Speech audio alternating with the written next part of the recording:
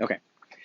Um, One of the things I want to emphasize about Plato that's almost even more disturbing in a way is that the what Plato describes walking in front of the shadows are like sculptures.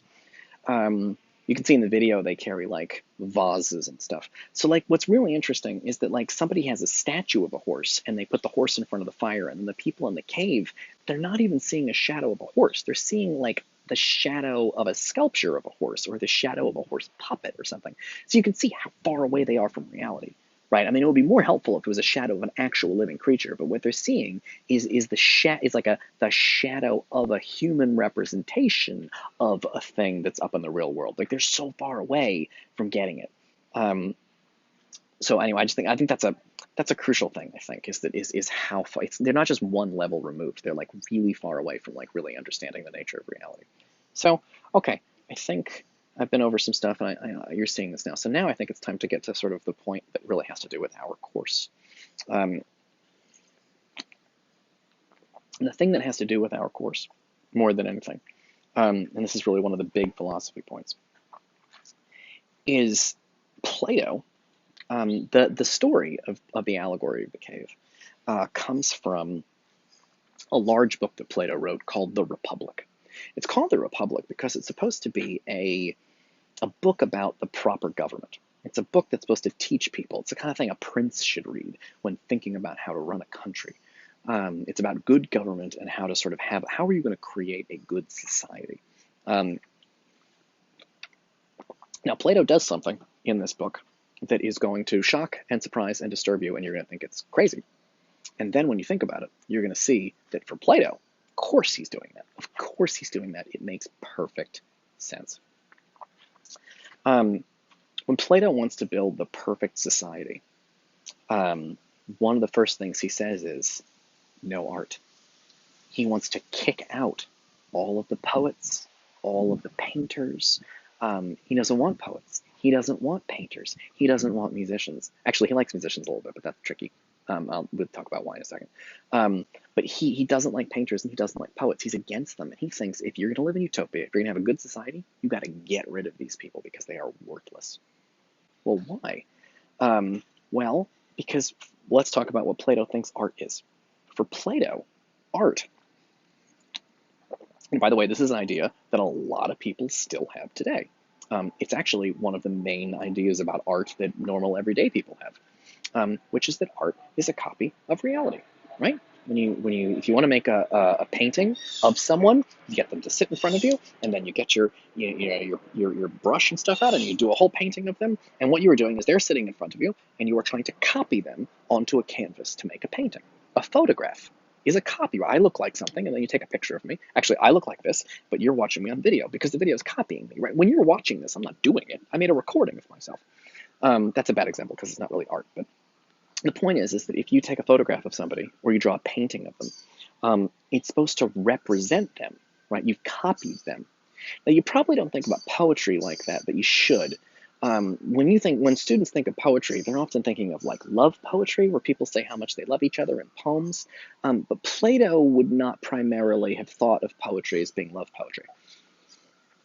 For Plato, what poetry was at that time were two 600-page books written by Homer. One was called the Iliad, and the other one was called the Odyssey. These are two, and a lot of my students are like, I can't believe a poem could be 600 pages, but it can. Poems can be super long. And in the old days, everything was poetry, because the whole point of poetry is it has rhythm and rhyme and makes it easy to remember and memorize. I'm sure you've noticed that song lyrics are easier to remember than things out of a textbook for a quiz. It's because poetry makes things, the rhythm and rhyme make it easy to remember. That's real important in ancient Greece when they don't have printed books. You got to memorize shit and carry it with you, because you could write notes down on a piece of paper or something, but that's going to disintegrate. They don't really have like books that last hundreds of years. That's not a thing. Or I mean, they have them, but they don't. Normal people, you can't just go to Amazon and have them send you a book. So the point is that Homer, these books were written about war, about ancient Greek war. They were sort of poems about a big war where the gods got involved, but they were supposed to be kind of true. Like Achilles was supposed to be like a real guy, and these were supposed to be like the history of the country. And so So for Plato, just as when you draw a painting of somebody, you want it to look like them. When Homer writes down this poem, he's supposed to be telling you about the history of ancient Greece.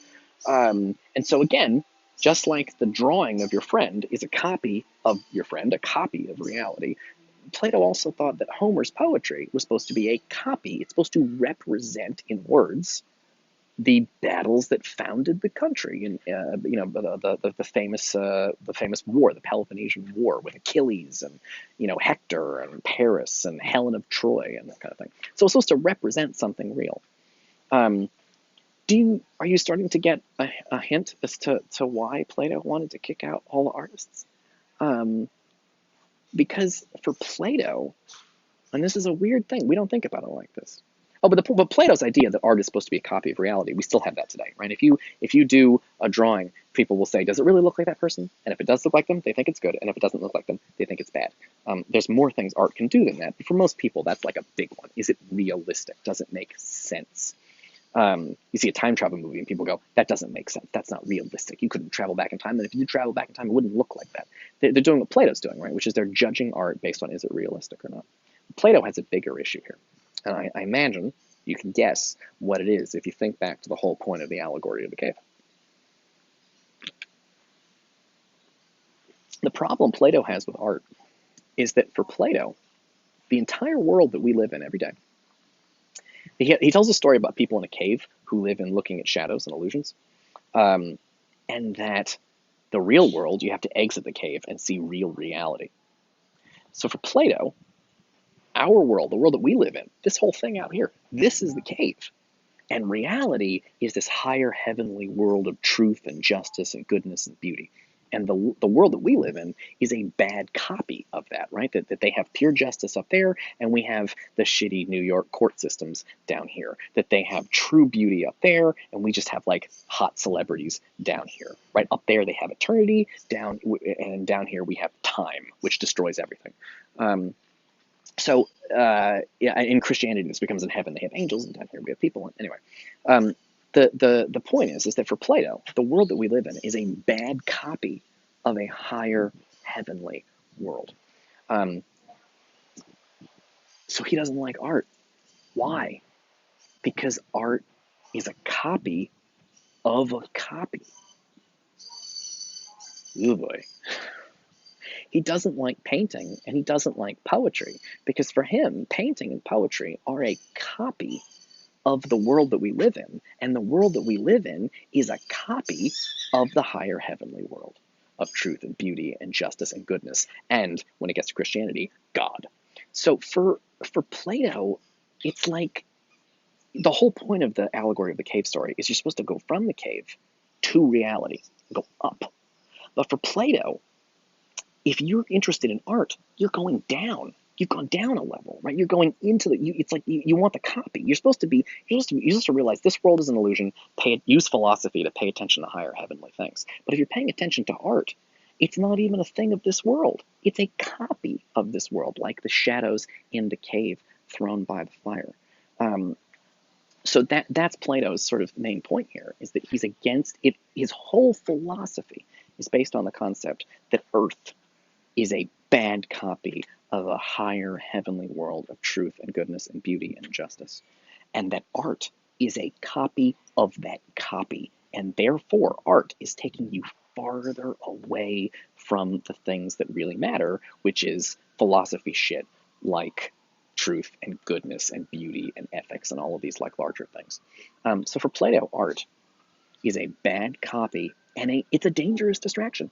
It's something that pulls you away from what you should be caring about philosophy, but you're down here looking at paintings and watching movies, and you're fucking your stuff up.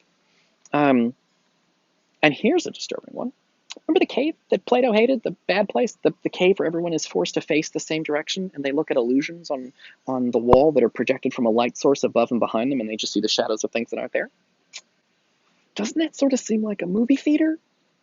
It's in the dark, everyone's looking the same direction, there's a light source above and behind, that's the projector, and it shows shadows on the wall, and then we sit around and discuss the shadows as if they're real things. We go see a Avengers Endgame and we talk about it like it's real. It's not real, it's just shadows. For Plato, art is a dangerous distraction. I'll see you in the next video.